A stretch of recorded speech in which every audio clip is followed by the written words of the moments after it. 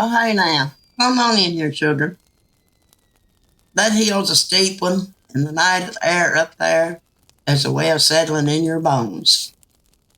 Tonight we're heading to Eureka Springs, Arkansas, to a grand old building that's been watching over the valley since 1886. They call it the Crescent Hotel and Spa, but folks all over the country know it by another name, the most haunted hotel in America.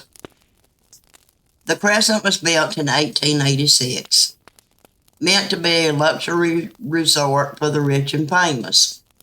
High ceilings, thick stone walls, and views so fine they can take your breath away. But the money ran out, the upkeep was too much, and the hotel began its long history of closing and reopening and changing hands. Some places forget what they've been through. This one remembers. One of the very first spirits to make himself known was a stonemason who died during construction. They call him Michael. He fell to his death while working on the hotel, and ever since, room 218 has been his territory. Guests don't just see him, they hear him.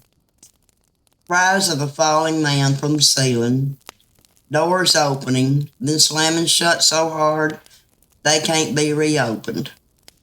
Hands reaching out from bathroom mirrors, furniture in the room moving on its own. Hostel staff call Michael a poltergeist because he doesn't just appear, he interacts. And folks still request room 218, hoping they'll be chosen for an experience they won't soon forget. In 1908, the hotel became a women's college, then a junior college. Then, in the 1930s, something far darker. A man named Norman G. Baker took over. He wasn't a doctor, but he played one. Baker turned the Crescent into a cancer hospital, promising miracle cures that amounted to little more than spring water and false hope. People came desperate. Some never left. Baker was eventually convicted of mail fraud and sent to prison, but many believe his spirit never checked out. Guests still report seeing a man in a white linen suit and a purple shirt roaming the halls. And if you feel watched, you just might be. Now let Granny tell you about the crystal dining room. During the day, it's elegant and quiet. At night, that's when the Victorians come out to play. Christmas trees have moved across the room by themselves. Chairs have been found circled around the decorations, like guests gathering for a party no one living attended. Menus are scattered, lights untouched. One waitress once looked in the mirror between the dining room and kitchen and saw a man and woman in Victorian wedding clothes facing each other. The groom turned, looked straight at her, and then they faded away. She quit the next day. Others have seen a gentleman in Victorian clothing sitting by the window, telling anyone who'll listen, "I saw the most beautiful woman here last night.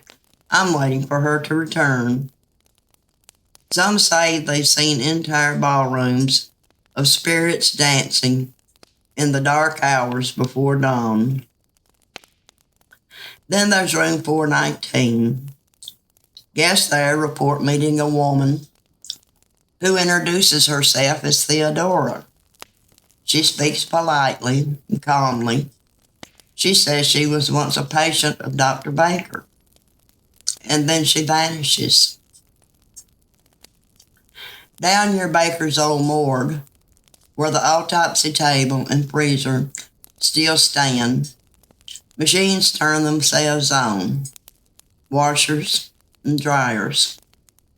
A maintenance man once found them all running in the dead of night.